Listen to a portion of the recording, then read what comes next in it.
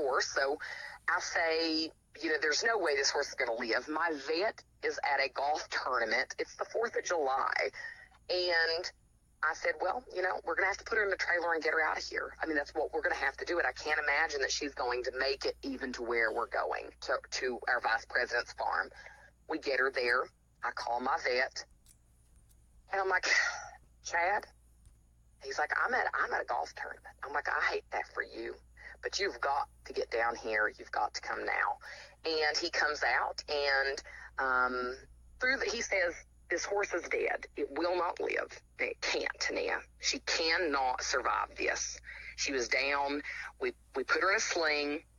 Her skin fell off. And this sounds terrible, but the horse was so full of life once we hydrated her in 12 hours. I said, well, let's try. Let's see. In 3 months, her name is Scarlett. Her video's been seen over 1 million times on YouTube.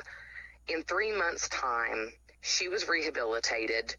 We rode her. She was, the difference in the animal was unbelievable. And so Scarlett was the point where I knew that you can't say the horse is too far gone just based on body condition, because no one would have looked at her and said, this horse will ever make it. She was in the sling for about on and off for a week, but she's rehabbed. She's sound. She was only 11 years old at the time. She lives at a beautiful farm in Lewisburg. She's the person's riding partner. She's never had another moment of issues. No soundness issues, no health issues, no long-term problems.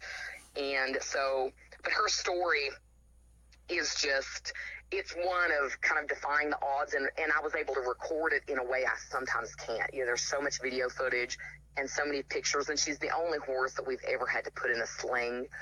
And so it just overall paints a picture of just this unbelievable recovery. And it's our most popular story. It's where, I think that things change as far as people having heard of us, because there aren't a lot of stories comparable out there with a horse recovering like that.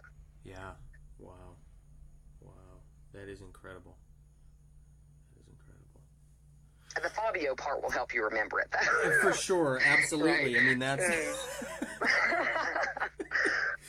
goodness. That's terrible, but that's wow. Those pigeons, though. Yeah, for sure. So, what's the average sort of horse that you guys take in through Heart of Phoenix? I would say the average horse is a pinto gaited horse of about age 4 that has never had any training. I mean, that's the theme of this year. Now, in other times past, it's been a different theme, but this year we have been full of the gaited, young, spotted things, Okay. And that's been good because this is gaited horse country and people like flash, and it doesn't mean much to me personally, but it is, and that's, at a nice age where they, people, if they're looking to adopt, that's pretty good for us. They're coming in starving, but they're, younger, they're easier to turn around, and they're gated, and that makes people happy in this area. So yeah, that's what we're looking at this year. We don't get a lot of draft horses. We don't get a lot of thoroughbreds. We don't get a lot of quarter horses here. It's mostly gated or the standard breds sometimes. Gotcha. Okay. All right. So now, how does Heart of Phoenix acquire funding? Is this all through private donations? Do you guys have fundraisers that people need to know about? How does that work? We are funded about 90% by private donors, and it's not by major donors mostly. It's lots of moderate to small donors that have been with us on and off, for a while.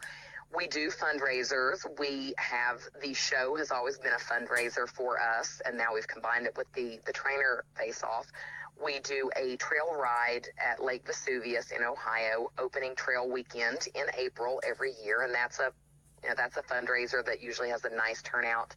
And then we do an end of the year ball. Last year was a masquerade, and that's a really major fundraiser for us. So it's basically come out, be fancy, take part in the silent auction, and that's really a nice event that is in Milton, West Virginia. So those are our three major fundraisers. We get a very small amount of grant funding depending on what we apply for and what we gain each year. But mostly it's individual donors that are donating $20 a month. And it's just amazing how much we can do with the donation level that we have. And we're always, trying to tell people, don't ever assume what you can give is not enough, because this rescue, everything you see that happens is mostly because of a lot of $20 a month donations. Gotcha. And so that's just so proof that important. every little bit helps. I mean, it changes everything. I mean, I was reminding people today on our page, someone chimed in that we have 25,000 people on our page. And what if all of those people were $10 a month donors? What we could do. And it made me just remind people in a post, you don't have to have a lot to give, but it's believing that it matters and taking that step. Because if I can't convince those, if I can't convince you to give, then I'm probably not convincing others to. So it's just really letting people know a little bit can change everything, because that means lots of people have heard those words and thought, I can do something. Yeah. Wow. Well, that is awesome. That is awesome. So, all right, so let me go into, I've got some wrap-up questions that I'd love to ask, unless you have anything else that you want to touch on. I think I have said all the words I had. I don't believe you. I don't believe you. We've had dinner enough times, and we've hung out. I don't believe that that's all the words. I'm trying to not be obnoxious about it and and not dominate all the conversation. There you go. So Facebook actually kicked off our broadcast at an hour, and we had to restart in the middle of the Fabio story. So. What a tragedy. Well, I think the funniest of the parts were caught. Good. There was just a little bit in the middle that people are probably going to be emailing you to hear the rest of that story. Oh, goodness. But, okay, so let's see. If you would say that there's one specific thing that you would recommend for folks to focus on as a primary means of improving either their horsemanship or the care of their horses, what would you say that would be? Well, I mean, if I'm talking about people improving themselves and it reflecting back on the horses, I think going to clinics like you host, I think really not letting educational opportunities pass them by, really remembering that you're always going to have to be learning forever. Don't ever assume or make the statement that I hear too often, well, I've been riding since. I don't care how long you've been riding. Right. There's always something to learn, and really looking around and putting a real focus on continuing your education. One of our volunteers, Susan Sunday, is 70, and she's been riding her entire life, and I've never heard anybody that's more enthusiastic, at least as far as when she hears of a clinic, she's like, are we going? And really just have that kind of attitude. So just focusing on, assume you've not learned enough, and really try to continue education. If we're talking about equine care, the thing that I tell people is float your horse's teeth. Proper all dental the time. care. Oh, Interesting that's one of the same things I preach about quite a bit. I mean, and I think for people to understand how bad it can get, they have to put their hands in the mouths of the horses, mouths my hand has been in, and see what can happen when you don't. And age is no factor. Age has nothing to do with it, and kind of keep that in your mind, because your horse is 3 or 6 means nothing. Dental care and making sure the person working on your horse's teeth is really an educated equine dentist. I can't imagine the things that really have happened to horses and people because a mouth was neglected. Absolutely. I know I see so many behavior challenges that are the result of poor dental maintenance. So many, honestly, it comes down to we see mild to moderate lamenesses even as a result of the horse compensating because of the jaw being crooked or the teeth being imbalanced, so it causes the horses to hold their head a certain way or their neck a certain way, and that travels the whole way through the body. So that's one of the primary things that I preach to about riders with their horsemanship and some of the challenges that they have. The dental care is so easily overlooked, and it's one of the most important pieces. Yeah, no, absolutely. I mean, I think that I've pushed that maybe more than any type of care is dentistry. Yeah, absolutely. If you could ride with anyone, past or present, who would it be and why? Well, that's a terrible question for me because I really don't ride horses, Patrick. I knew we were going to end up going there. We had to go there. It's a funny thing. I, as a kid, wanted nothing more than to ride, and I was the average horse crazy girl, and I really was never given an opportunity to be to ride a lot well. I rode because my grandfather was a horse trader. And I've been to every auction that was ever held in the tri-state area, and I've been on many a dangerous little stud pony. But what happened was, my connection to horses was this idea that I wanted to ride. And instead of spending the last 10 years learning to really be a rider, I've learned how to rescue them and how to hopefully facilitate them ending up in better homes. And that just went on a back burner. And I just lost that connection over the years. I do ride if I have to evaluate a horse, but it kind of sounds discouraging. I want everyone else to ride because we need homes for these horses, but I just ended up in a situation where I stopped even thinking about horses and riding. I just thought about horses and homes and how do we get them into homes and how do we make sure that they end up safe and that people end up better that really have the time, if that's their desire. And so I just, I couldn't say anymore because that's just, horses have become something different for me, so all the rest of the team ride and enjoy it though. I lost that connection somewhere, and I can't say that if I was ever not covered up in rescue that I wouldn't come back to that, but it's just not been something for me in the last decade, unless it's just important that the horse be evaluated. Right. So then you'd just be happy to ride with anybody. I mean, just anybody. I would feel broken the next day. I would feel broken and be in a hospital bed. So, but we have the horse show. We have the trail event.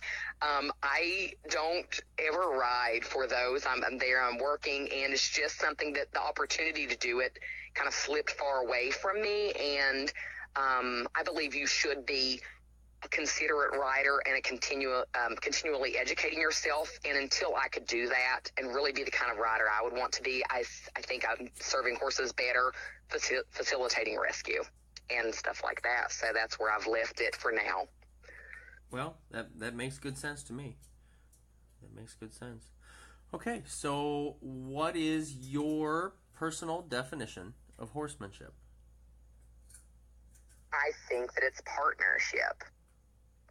I think that it's partnership. I think it's like a marriage. I think it's where you really are thinking of the other being and what's working for them and wanting to be better, to make them better, and all of that. It's just partnership. And if it's one-sided, and because it can go either way, and I'm sure you see this, you can let the horse take advantage of you and make the horse belligerent and dangerous and unhappy as well, or you can take advantage of the horse. I mean, but I really think partnership is what I see, and making it an actual relationship. There's a time where a horse retires and it's just a pasture ornament, and it's happy to be that, and they earn that, and at that point they, I guess, can do whatever they want. But to me, horsemanship is a partnership. Partnership. I like it. Okay. How can folks find out more about Heart of Phoenix Equine Rescue? They can go to so many different venues. We're just all over the place. No, online. We're on YouTube. We have some really tremendous videos on there. We're at WV Horse Rescue on YouTube. And then the website is wvhorserescue.org. We have hundreds of blogs on heartoffphoenix.org. So that's our blog.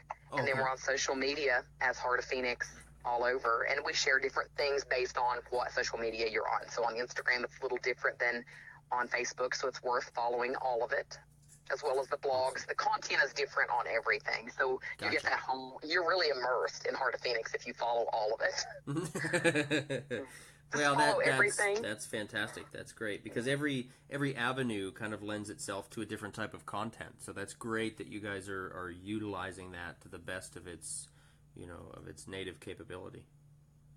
At least as much as I can be tech savvy, which I think we learned earlier. Maybe I'm challenged, but as much as I can give to those avenues, we put it out there. That's awesome. That's awesome, and I'm going to do my best to link up, and I'm going to have to ask for your help in this, to link up all of your accounts where everybody can find you in these in the broadcast notes here, in the comment section on the audio here.